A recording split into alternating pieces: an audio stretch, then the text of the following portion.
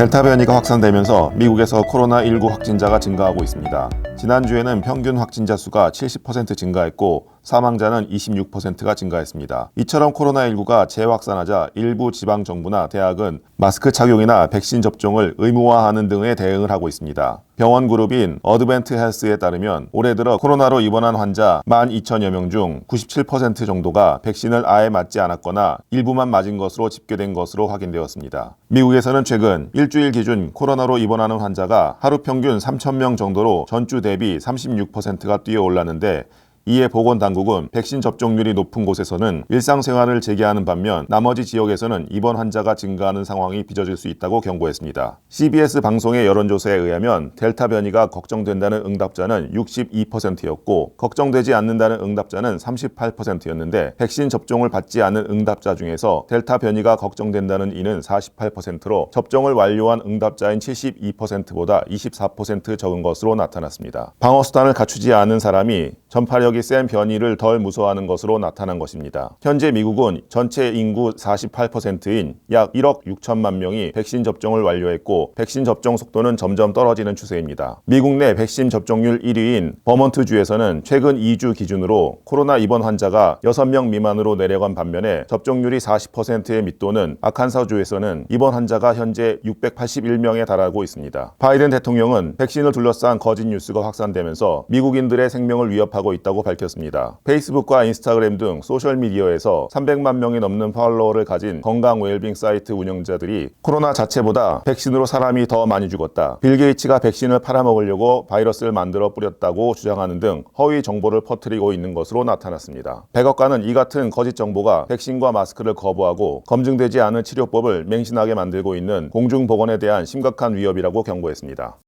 지난달 미국의 소비자 물가 지수가 크게 오르면서 인플레이션 우려가 다시 제기됐습니다. 6월 소비자 물가 발표에서 전년 동월 대비 5%가 상승하면서 2008년 이후 가장 큰 상승폭을 기록했는데, 그동안 억제되었던 소비가 한꺼번에 풀리면서 공급량이 수요량을 따라가지 못하자 소비자 물가 지수가 크게 올라가고 있는 것으로 보이고 있습니다. 제롬 파월 연방준비제도 의장은 인플레이션이 일시적인 현상이라고 진단하고 물가가 경제에 미치는 영향을 면밀히 주시하겠다는 입장을 밝혔습니다. 이는 물가 상승률의 3분의 1이 중고차 가격이며 에너지, 항공 등 경제 재개와 관련된 분야에서 두드러진 것으로 일시적인 수급 불일치만 진정되면 자연스럽게 인플레이션에 대한 우려도 낮아질 것이라는 판단입니다. 또한 금리도 1.3% 안팎의 낮은 수준을 유지하고 있는 상황입니다. 다만 바이든 대통령이 추진 중인 약 4조 달러 규모의 사회 기반 시설 투자 계획이 물가를 더 올릴 수 있는 요인이 될 수 있다는 우려 또한 나오고 있습니다. 바이든은 미국 전역에 도로를 보수하고 대중교통에 대한 접근 등을 확대하며 인터넷망을 구축하는 등 노후화된 인프라 투자에 수백만 개의 일자리를 창출할 것이라고 설명했는데, 이는 루즈벨트 전 대통령이 1930년대 대공황을 극복하기 위해 재정 지출 확대를 추진한 뉴딜 정책과 유사한 것입니다. 이에 비판적인 입장을 펼친 한 전문가는 재정 확대 정책을 내놓으면서 물가에 영향을 주지 않는 것이라는 주장은 이해하기 어렵다며 생산성을 끌어올리며 미국 경제력 강화에 도움이 될 것이라는 바이든 주장에 의문을 제기했습니다. 한편 젠 사키 백악관 대변인은 인플레이션에 대한 우려에 주시하고 있다면서 독립기관인 연준에서 인플레이션이 내년 중 2.2% 선으로 안정화될 것으로 예상하고 있다는 점을 주목해달라는 입장을 밝혔습니다.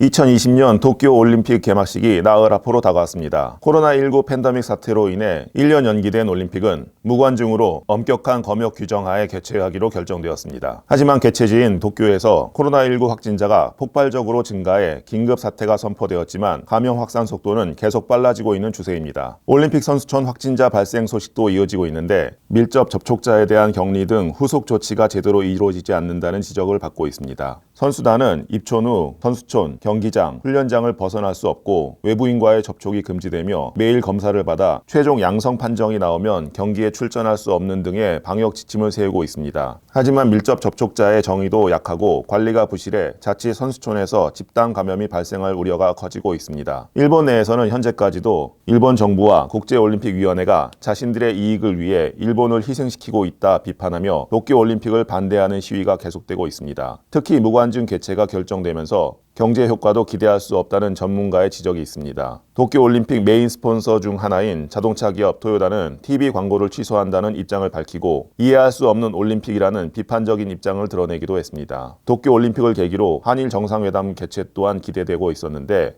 19일 문재인 대통령이 도쿄올림픽 기간 일본을 방문하지 않기로 결정되며 스가 요시히데 일본 총리와의 첫 대면 정상회담은 추후로 미뤄지게 되었습니다. 청와대 관계자는 한일 양국 정부는 한일 정상회담 개최 가능성을 염두에 두고 양국 간 역사 현안에 대한 진정과 미래지향적 협력 방향에 대해 의미 있는 협의를 나누었다고 밝혔습니다. 또한 도쿄올림픽은 세계인의 평화 축제인 만큼 일본이 올림픽을 안전하고 성공적으로 개최하기를 희망한다고 덧붙였습니다. 집 융자는 제가 제일 잘합니다. 표정원 융자. 한 곳에서 시작된 안정된 미래. 선우엔 선우보험. 주택, 렌트관리, 상가 건물 전문. 이선미 부동산. 허리가 아프면 허리하세요. 초이스원 헬스센터. 크레딧 카드 빚 최대 80%까지 탕감해 드립니다. O3 컨설팅. 감동을 주는 건강한 김치. 코리아 김치. 메디케어, 오바마케어 전문. 이정숙 보험. 40여 년간 교민 여러분과 함께 성장해온 애틀랜타 종합보험.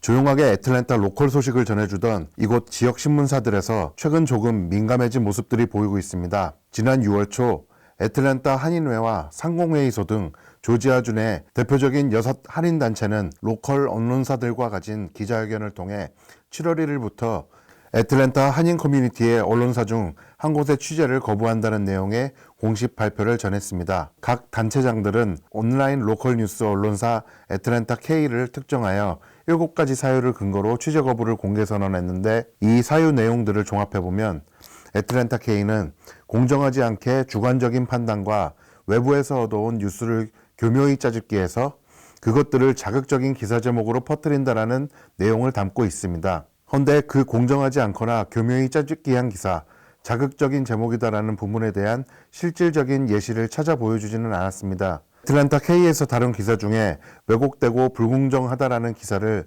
직접 다시 보여주면서 이런 주장을 했다면 더욱 신뢰가 가지 않을까 싶습니다. 애틀랜타 K에서 다룬 기사 중에 왜곡되고 불공정하다라는 기사를 직접 다시 보여주면서 이런 주장을 했다면 한편 애틀랜타 K는 17일 지난 주말 뉴스 오피니언 페이지를 통해 중앙일보 기사에 대한 언급과 함께 다른 부분에 관점을 둔 로컬 언론의 문제점을 되짚었습니다. 그런 부분에서는 애틀랜타 K의 기사에서 보이는 특유의 오피니언을 넘어선 간접적인 사이버 어택의 느낌이 나는 공격지향 스타일의 논조가 타 언론사에 비해서 더 돋보이는 것은 사실이기도 합니다. 이에 대해 조지아텍 공개 게시판에서는 제3자의 댓글, 즉 온라인 저널을 소비하는 구독자들의 몇몇 댓글이 눈에 띄게 됩니다. 지난 7월 첫째 주에 쓰여진 게시글에서는 비판을 회피하고 입증 가능한 실질적인 이유 없이 취재를 거부하는 한인단체를 성토하는 글을 게시했고 아래 댓글들도 비슷한 이유들과 애틀랜타 K의 언론사로서의 존재를 조금 더 선호하는 성향을 보이고 있습니다. 애틀랜타 K와 애틀랜타 중앙일보 양사 간의 마찰에 양 언론사 모두 길고 정성 들인 장문의 오피니언으로 서로 간의 간접적인 비판과 성토가 이어진 만큼 견제와 성장 모두를 같이 하며 발전해 나아가는 애틀랜타 로컬 언론사가 되기를 응원드리는 바입니다. 러빙엔즈 방문간호에서 간병 전문의를 모집합니다. 주 업무는 고객분들의 일상생활 보조입니다. 합법적으로 근무가 가능한 조지아 거주자분들은 모두 지원 가능합니다. 애틀랜타 직업전문학교에서 2021년도 신입 학생을 모집합니다. 메디컬 어시스턴트 학과, 미디어 영상학과가 개설된 본교 입학 문의는 전화로 상담 가능합니다. 애틀랜타 TV는 러빙엔즈 시니어 센터, 수지 홈케어가 함께합니다.